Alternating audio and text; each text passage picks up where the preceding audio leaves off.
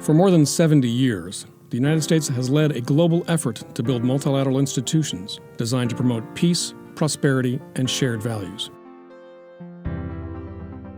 That effort, born in the ashes of World War II, has assumed new dimensions over the last 7 years, as the United States expanded and deepened its engagement with the United Nations and other international organizations with a single goal in mind: to pursue shared responses to the growing number of transnational challenges facing the globe.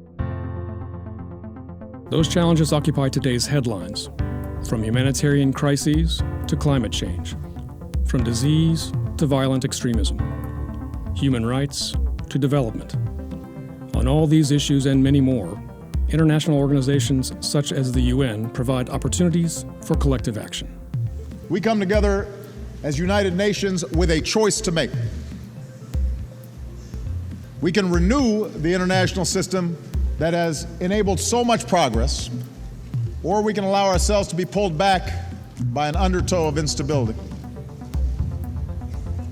We can reaffirm our collective responsibility to confront global problems, or be swamped by more and more outbreaks of instability. And for America, the choice is clear. We choose hope over fear. Translating that hope into achievement requires heavy diplomatic investment. And for the United States, that investment has paid significant dividends. For example, years of negotiations preceded the signing of the Paris Climate Change Agreement, a landmark achievement that expresses the will and determination of the global community. Multilateral diplomacy is also at the heart of the Joint Comprehensive Plan of Action, which is designed to ensure that Iran's nuclear program will be exclusively peaceful. This historic agreement underscores the utility of building coalitions, employing effective international pressure such as sanctions, and engaging in difficult conversations aligned with bold strategic objectives. Across a broad spectrum of important issues, the United States worked in multilateral spaces to promote an ambitious, affirmative, strategic agenda. We worked with dozens of partner nations to negotiate and launch the Sustainable Development Goals, which chart global development aspirations for the next generation. We served 2 successive terms on the UN Human Rights Council, where we used our determined commitment to universal rights and values to improve dramatically the Council's performance, including drawing new attention to the globe's worst human rights environments and proactively expanding global acceptance of the rights of LGBTI persons.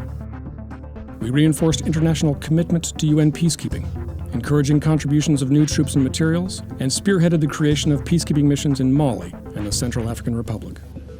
So we are here today, together, to strengthen and reform UN peacekeeping because our common security demands it. This is not something that we do for others. This is something that we do collectively because our collective security depends on it.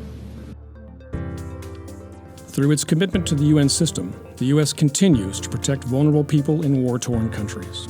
And as the world grapples with today's dire humanitarian environments and the resulting flow of refugees from Syria and beyond, we recognize another opportunity to strengthen the United Nations and to rally expanded international support for programs and activities designed to help displaced and threatened populations.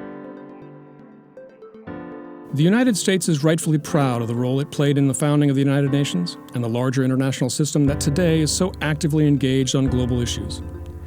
Today, more than ever, U.S. leadership within that system is crucial to shaping collective responses to shared challenges. This global leadership requires our determined, unrelenting engagement wherever, whenever our national interests can be protected, promoted, and advanced.